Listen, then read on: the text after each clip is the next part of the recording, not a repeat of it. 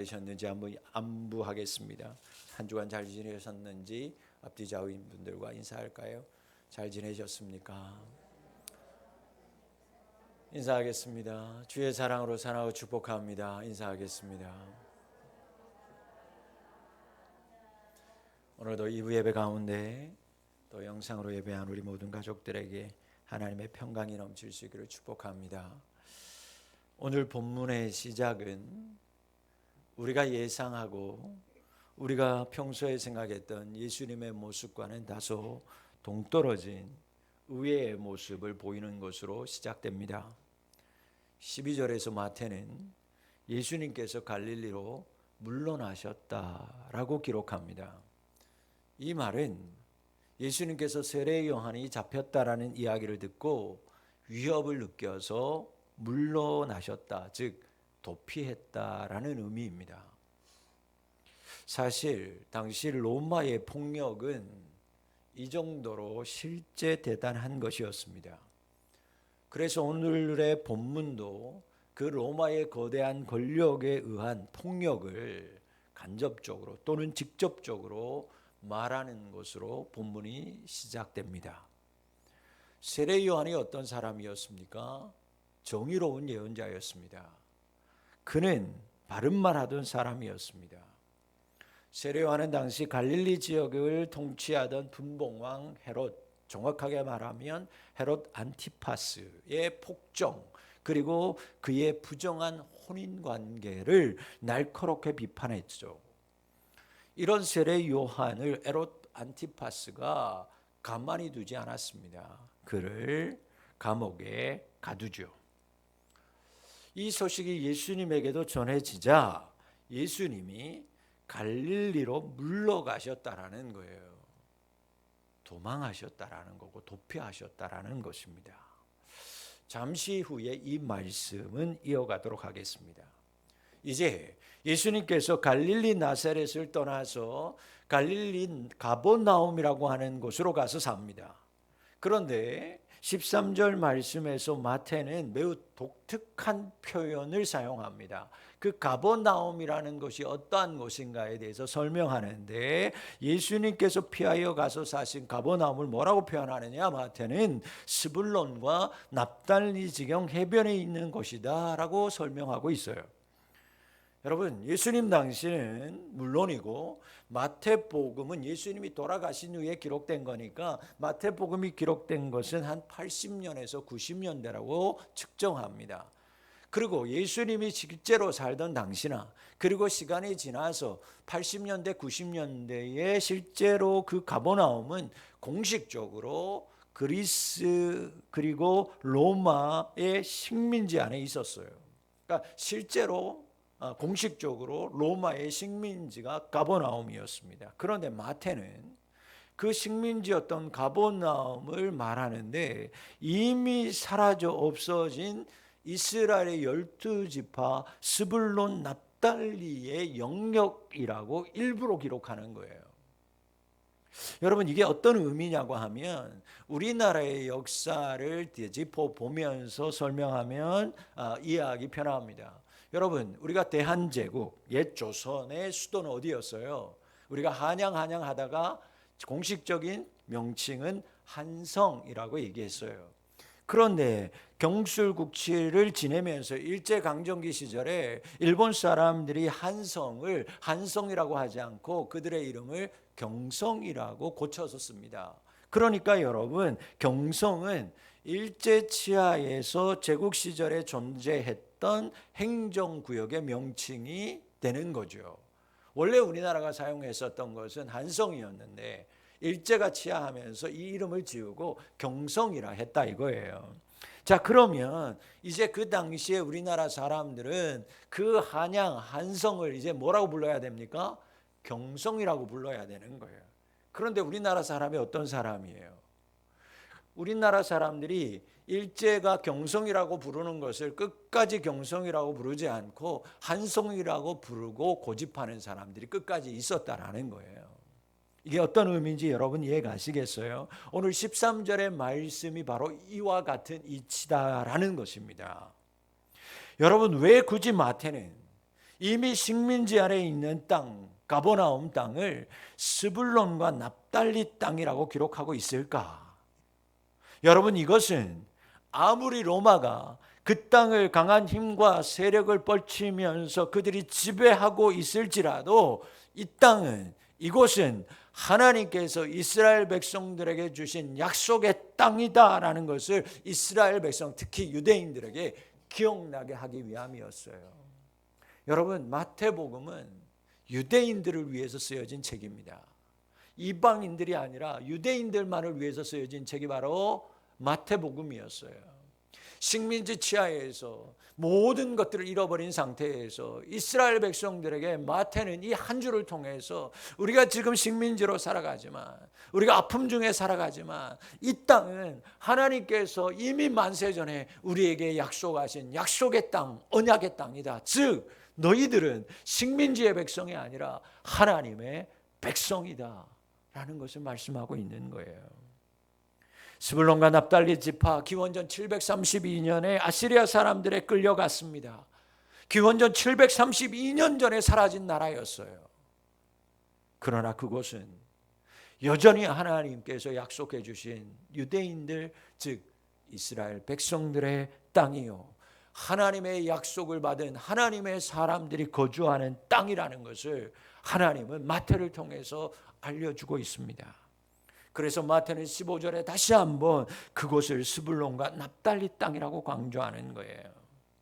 사랑하는 성도 여러분, 여러분들이 지금 어느 곳에 거하고 있든지 간에, 여러분들이 비록 슬픔과 어두움과 지금 여러분들이 아픔의 자리에 있을지라도 여러분들이 하나님의 자녀요, 여러분들은 하나님의 백성이라는 것을 기억하며 사는 자가 되실 수 있기를 바랍니다. 다 모든 것을 잃어버릴지라도, 상황 가운데 이해되는 일이, 이해되지 않는 일들이 일어날지라도, 여러분, 내가 믿음을 쫓다가 믿음을 어느 순간 한순간 잃어버려서 방황하는 그 자리에 있을지라도 하나님 오늘 여러분 다시 말씀하고 있어요. 너는 내 백성이다. 너는 내 사랑하는 아들이요 내 사랑하는 딸이다. 내가 너를 손바닥에 새겼다.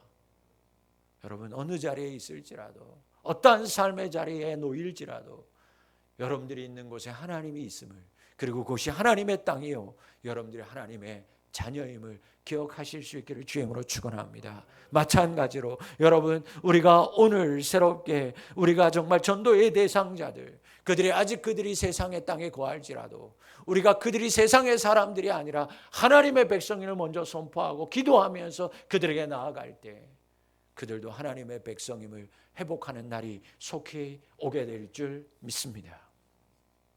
이제 다시 이야기를 이어가 봅니다. 앞에서 예수님이 로마의 폭력을 왜 위험을 느껴서 도피하셨다라고 말씀드렸어요. 그러나 이 사실 너머에는 하나님의 숨겨진 뜻이 있었습니다. 14절 말씀 보면 이는 선지자 이사야를 통하여 하신 말씀을 이루려 하심이라고 기록되어 있어요. 즉 예수님께서 물러나신 후에 가버나움에 가서 사신 이유가 뭘까? 예수님께서 그 로마의 폭력, 폭정에 도피해서 가버나움에 가신 이유가 뭘까? 단순히 위험 때문에 도피하고 피하기 위함이 아니라는 것이 이 말씀에서 드러납니다. 왜 피하셨을까?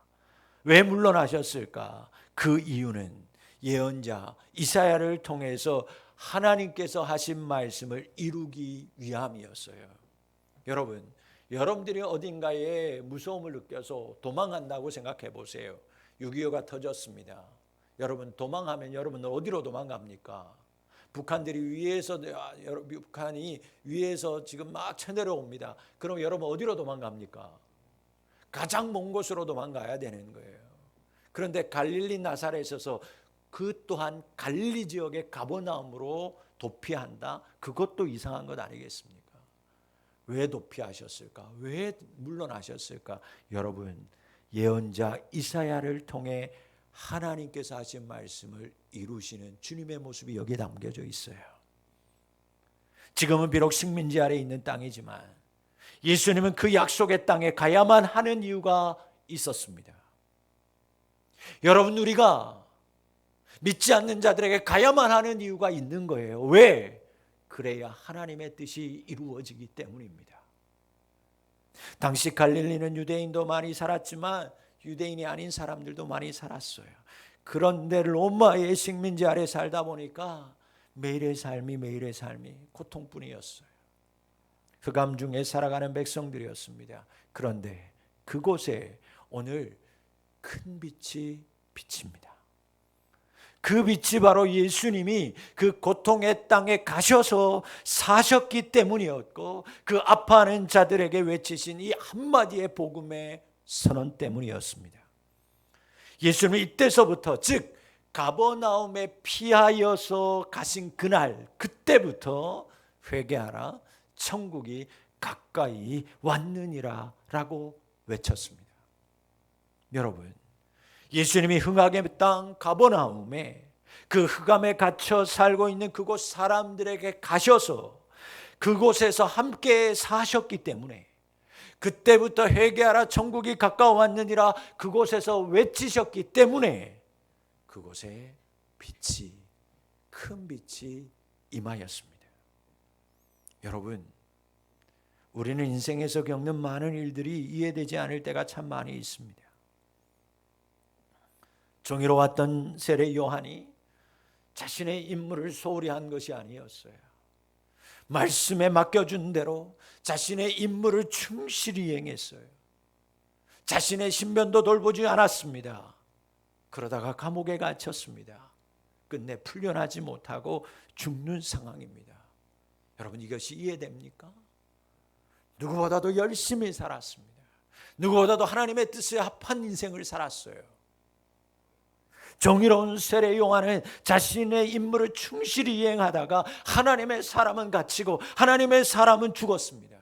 그런데 하나님을 반대하는 폭군 헤롯은 오히려 당당히 어깨를 펴고 콧노래를 부르고 다니는 이 상황이 도대체 이해될 수 있는 상황이냐는 거예요.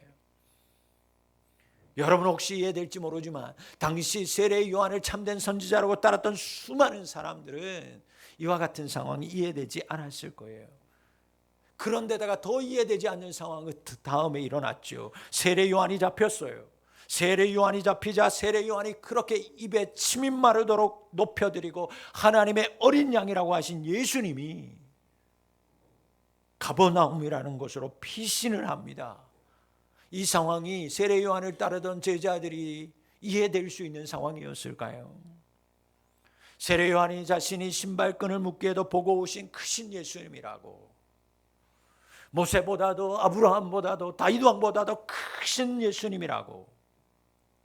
그런데 요한은 잡힐지라도 그러면 그보다 크신 예수님, 세례 요한보다도 크고 다윗 왕보다 크고 아브라함보다 컸던 그 예수님은 그 분봉왕 헤롯 앞에 당당히 나가서 맞서 싸워서 어둠에 있는 자들을 풀어 헤쳐주고 그 감옥에 있는 세례 요한 건져내는 것, 그것이 수순 아니겠어요? 그런데 요한이 잡혔다는 그 한마디 소식을 듣고 어떻게 물러나시다니, 볼수록 생각할수록 여러분 이해되기 힘든 상황이에요. 그런데 성경은 이렇게 증언합니다. 하나님은 이 상황이 예언자 이사야를 시켜서 하신 말씀을 이루시게 하기 위함이다. 여러분, 우리는 나의 삶에 내 눈에 보이는 역사가, 우리 눈에 파악되는 것, 우리가 판단하는 것, 그 모든 역사 뒤에 그 이상으로 무엇인가 진행되고 있다는 것을 우리는 믿어야만 합니다. 우리 교회 가족 중에도 밤새 충격적인 사건을 겪으신 분이 있어서 오늘 예배에 참석하지 못한 분이 있어요. 어떻게 그 모든 것들을 이해할 수 있을까? 이해할 수 없습니다. 그러나 여러분, 우리가 다 이해하지 못하지만 그 너머에 우리 눈에 파악되는 것, 우리가 판단하는 것 이상으로 무엇인가가 진행되고 있다는 것을 우리는 깨달아야만 합니다. 이 세상에 여러 불의와 부정의가 행행한다 해도 여러분, 하나님은 단 한 번도 그 역사에서 도망친 적이 없습니다. 하나님은 언제나 그 역사의 한복판에서 역사를 주관하셨고 그분의 주권을 놓으신 적이 없어요. 다 설명할 수 없고 이해되지 않는 일들이 우리 가운데 일어나지만 여러분의 삶의 인생에서 하나님은 한 번도 여러분을 외면한 적이 없고 여러분의 인생에서 도망한 적이 없다라는 것을, 비록 내 눈에 보이는 현실의 아픔이요 어둠이지만 그 너머에 하나님의 뜻을 이루고자 하는 하나님의 뜻이 여전히 진행되고 있다는 것을 기억하고 바라볼 수 있는 믿음이 있기를 주임으로 축원합니다. 인간이 벌이고 있는 모든 일, 우리 안에 일어나는 모든 일, 그것이 선한 것이든 심지어 반역과 악행과 아픔일지라도 모두 하나님의 크신 계획 아래 있음을 믿는 자 될 수 있기를 바랍니다. 우리가 미처 다 알지 못하기에 하나님이 이루어 가시는 역사에서 우리의 고통과 좌절, 눈물과 절망이 어떻게 어디에 자리에 잡고 있는지, 어떻게 사용되는지 우리가 깨닫지 못할 뿐이지, 여전히 역사의 한 자리에, 여러분의 인생의 자리에 하나님이 여전히 함께 하고 있습니다. 우리는 오늘 말씀에서 하나님의 계획이 목표로 하는 바가 무엇인지를 뚜렷하게 알 수 있어요. 이사야가 인용된 이 마태의 말씀은 우리에게 이렇게 말씀하고 있습니다. 스불론과 납달리 땅, 요단강 저 건너편, 바다로 가는 해변의 길목, 이방 사람들이 사는 갈릴리, 그곳에서 어둠에 앉아있는 백성이 큰 빛을 보았고 사망과 그늘진 죽음의 땅에 앉아있는 사람들에게 빛이 비추었도다. 여러분, 이해되지 않는 상황 속에서도 하나님의 뜻은 앞이 캄캄하고 살아갈 소망이 없는 사람들, 곧 어둠에 앉아있는 사람들, 그늘진 죽음의 땅에 주저앉아 있는 이들에게 큰 빛을 비추는 것이 하나님께서 애초에 갖고 있는 목표요 계획이라는 것입니다. 그래서 우리의 고통의 인생, 우리의 억울함의 순간순간마다 우리 하나님은 여전히 우리는 깨닫지 못하지만, 우리는 발견하지 못하지만 그곳 가운데 생명의 빛을, 자유의 빛을, 때로는 위로와 돌봄의 빛을 적재적소에 비추시고 놓아 두시는 주님이십니다. 여러분의 눈과 여러분의 판단으로 이해할 수 없는 여러 사건들이 여러분 가운데 있다 하더라도 여러분, 그 모든 것은 하나님의 큰 빛을 비추는 구원의 역사를 위함인 줄 믿습니다. 여러분 언제 주님을 주님으로 고백하셨습니까?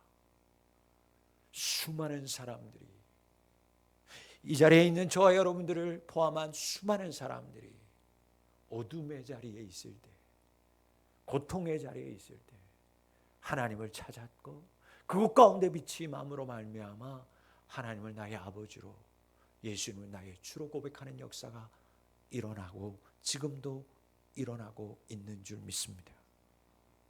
우리가 그분의 뜻을 다 이해할 수 없지만 하나님은 오늘도 하나님의 구원의 역사를 완성하시고 그분의 역사를 성취하고 계십니다.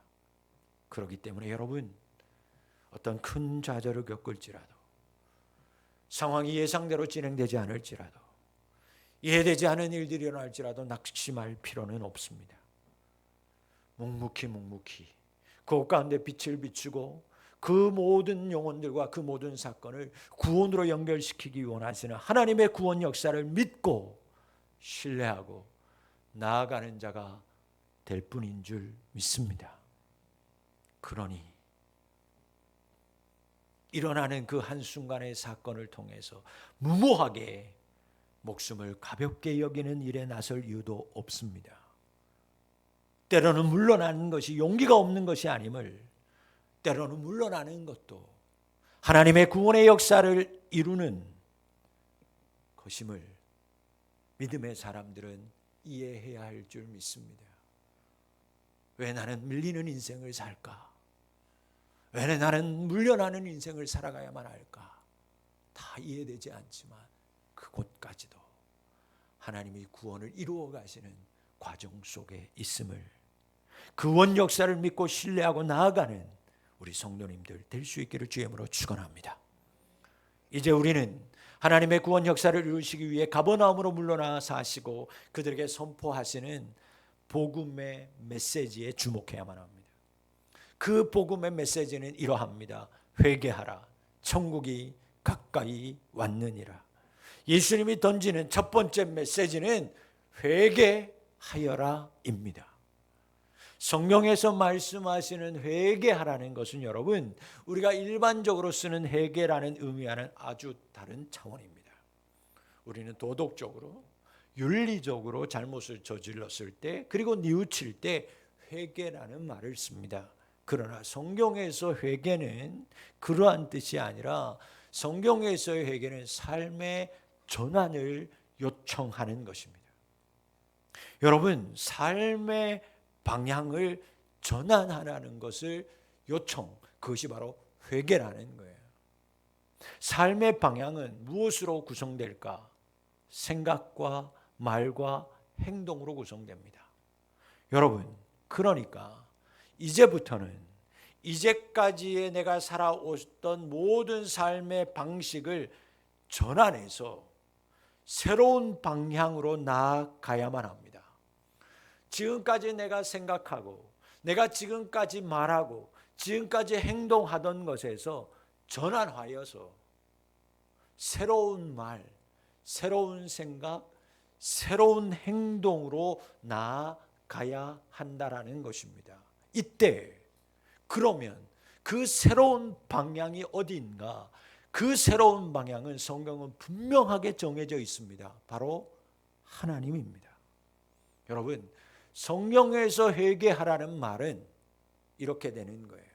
이제까지 내가 말했던 말, 행동, 그리고 생각을 바꾸어서 하나님을 향해 살아가라고 성경은 우리에게 요구합니다.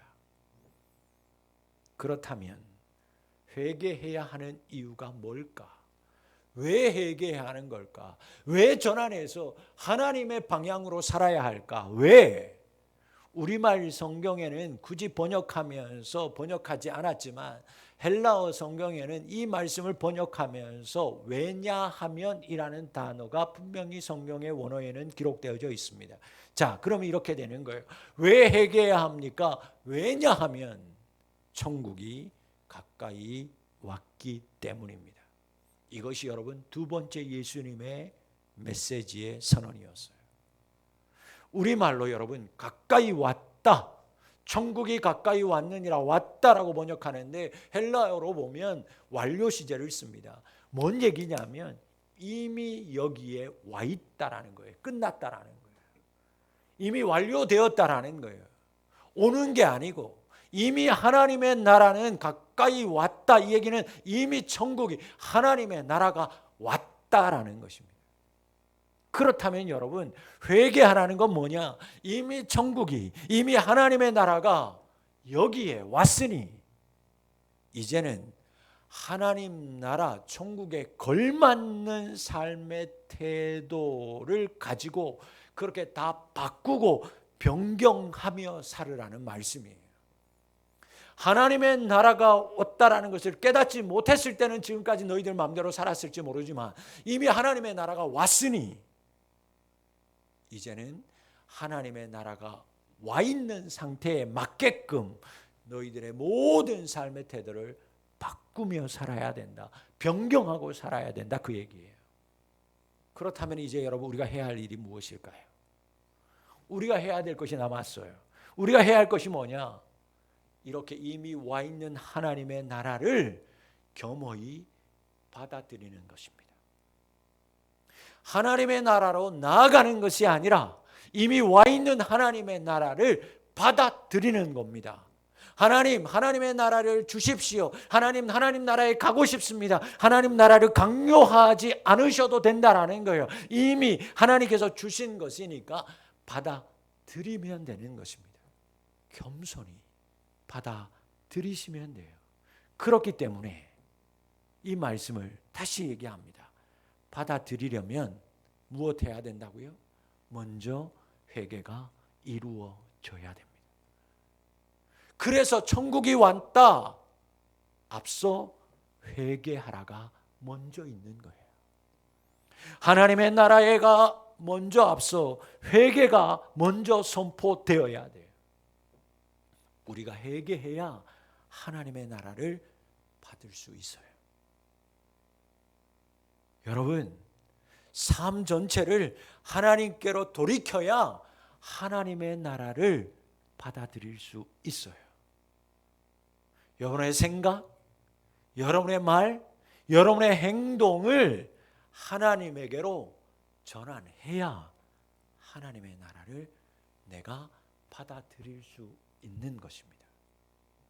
여러분, 말씀을 맺습니다.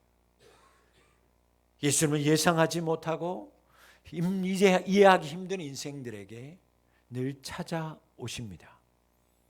흑암에 눌려 있는 사람, 사망에 신음하고 그늘에 앉아 있는 사람들에게 예수님은 빛으로 그들 가운데 오십니다. 예수님은 그들에게 빛을 비추기 위하여 오십니다. 그 빛이 천국으로, 그 빛이 하나님 나라로 우리에게 드러났어요. 그래서 하나님의 나라는 누구에게나 주어지는 선물입니다. 누구에게나 주어지는 선물입니다. 그러나 그 천국이, 그 하나님의 나라가 내게 드러나려면, 누군가에게 드러나려면 그 빛 대신 예수 그리스도를 내가 받아들여야 하는 거예요. 그때 우리에게 와 있는 하나님의 나라가 내 안에 이루어집니다. 사랑하는 성도 여러분, 우리는 이미 나에게 빛으로 오신 예수님을 구주로 영접했기에 하나님의 나라의 백성이 되었습니다. 이제 우리는 이미 와 있는 하나님의 나라를 받아들였기에 하나님 백성 되었지만, 아직 이미 와 있는 하나님의 나라를 발견하지 못하고 여전히 어둠 속에 신음하고 있는 그들을 초청하려고 합니다. 예수님의 빛이 모두에게 선물로 임하여 있지만 여전히 그 빛을 받아들이지 못하고 있는 사람들이 있습니다. 그래서 우리는 그들에게 전파해야만 합니다. 회개하세요. 회개해야만 합니다. 회개하셔야만 합니다. 당신의 삶의 방향을 전환하셔야만 합니다. 당신의 말, 당신의 행동, 당신의 생각, 지금처럼 사는 것이 아니라 전환하며 살아야만 합니다. 어디로? 하나님에게로 전환해야만 합니다. 왜냐? 이미 하나님의 나라가 와 있기 때문입니다. 이미 하나님 나라가 와 있기 때문에 당신 아직 가운데 아직도 빛이신 예수님을 발견하지 못해서 하나님 나라를 볼 수 없지만, 이미 하나님 나라 와 있기 때문에 당신이 삶의 모든 것들을 전환해서 예수님의 빛을 받아들일 때 하나님의 나라가 이미 와 있는 것을 당신이 발견하게 될 것입니다. 회개하십시오. 삶의 방향을 전환하십시오. 당신의 생각과 말과 모든 행동을 하나님께 전환하십시오. 천국이 당신에게 이미 와 있습니다. 담대하게 전할 수 있어야만 합니다. 우리가 그들에게 나아가 전하기 시작할 때, 그 누군가가 이 초대에 응답하기 시작하고 그 누군가가 이 빛을 받아들일 때 그분들에게 예수의 빛이 비추어지게 되고 그분들 삶 가운데 하나님의 나라가 받아들여지는 역사가 임하게 될 줄 믿습니다. 빛이신 예수님을 받아들인 성도 여러분, 하나님의 나라를 누리고 있는 우리 성도 여러분, 여전히 우리 주변에 죄악 가운데 눌려서 주변에 사는 사람들이 너무나 많이 있습니다. 그들에게 우리는 전해주어야만 합니다.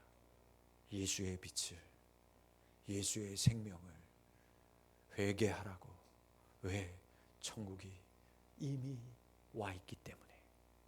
전할 때 그들이 예수 믿게 되고 예수 믿는 그 빛을 받아들이는 순간 그들에게 임한 하나님의 나라를 보게 되는 축복이 그들에게도 임하게 될 줄 믿습니다.